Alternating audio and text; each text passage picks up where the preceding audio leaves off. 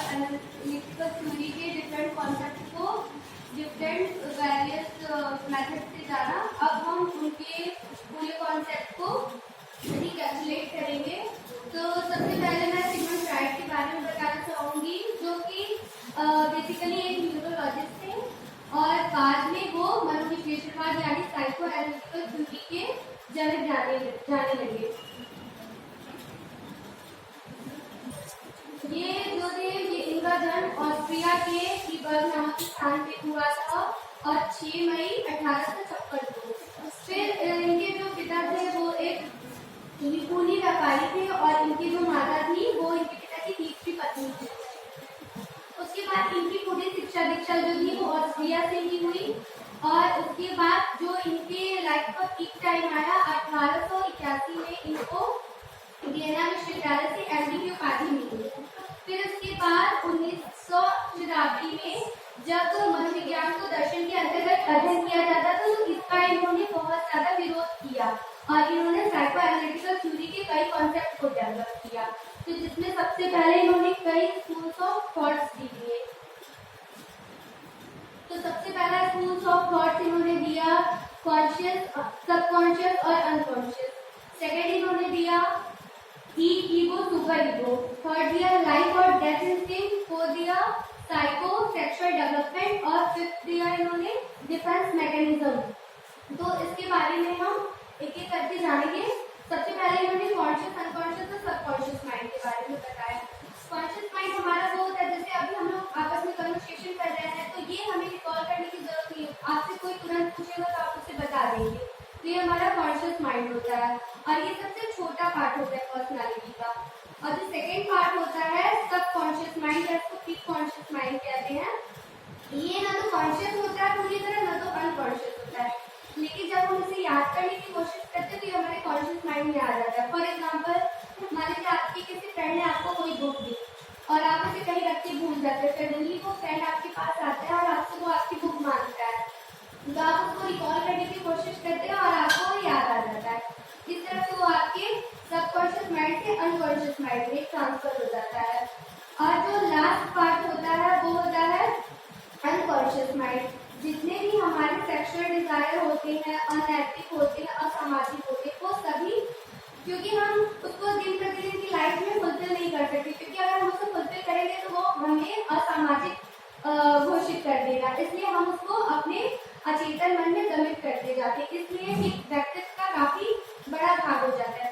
लेकिन कॉन्शियस से जब ये अनकॉन्शियस में जाता है तो ये वहां से समाप्त नहीं होता, बस वो निष्क्रिय अवस्था में वहां पर बना रहता है और कंटिन्यूअसली कॉन्शियस माइंड में आने का प्रयास करता है। फिर अब उसके बाद जब इन्होंने स्ट्रक्चर की बात की तो ईगो और सुपर ईगो को इन्होंने एक्सप्लेन किया। ये जो होते हैं कि जब फ्राइड ने व्यक्तित्व के स्वरूप को डिस्क्राइब किया तो इन्होंने ये बताया कि एक डायनेमिक प्रोसेस है। तो इस डायनेमिक प्रोसेस में 3 पक्ष आते हैं, ईगो और सुपर ईगो, और इन्हीं तीनों से जुड़ा हुआ हमारा कॉन्शियस, अनकॉन्शियस और सबकॉन्शियस माइंड है।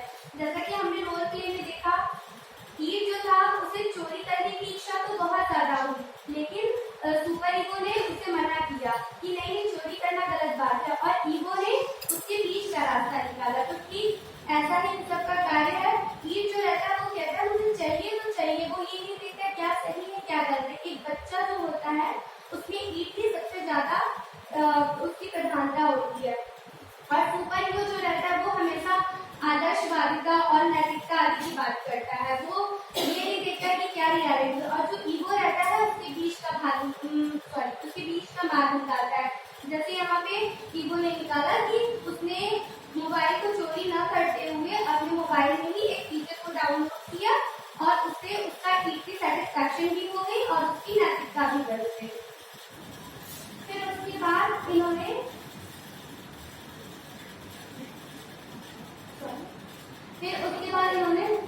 जो साइकोसेक्सुअल डेवलपमेंट की बात की।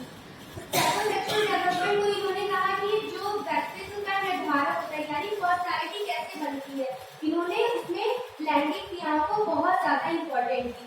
और एक वर्ड लिबिडो जो था उसका टर्म इन्होंने इसी के कॉन्टेक्स्ट में दिया और कहा कि लिबिडो का फुलफिल इसी तरह होता है कि जब हम कोई भी लैंगिक क्रियाएं करते हैं उससे जो सेटिस्फैक्शन होती है तो उसी को इन्होंने लिबिडो का नाम दिया।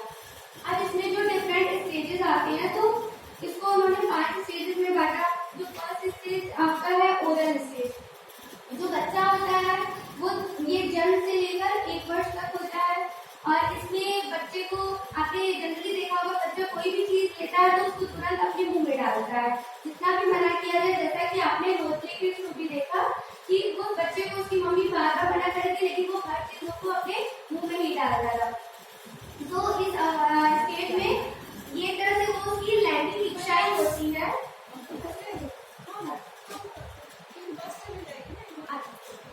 तो फिर इस तरह से ये जो 5 स्टेज होते हैं इसकी अपनी भूमिकाएं होती है, जैसे ओरल, एनल, फैलिक, लेटेंसी और जेनेटल स्टेज।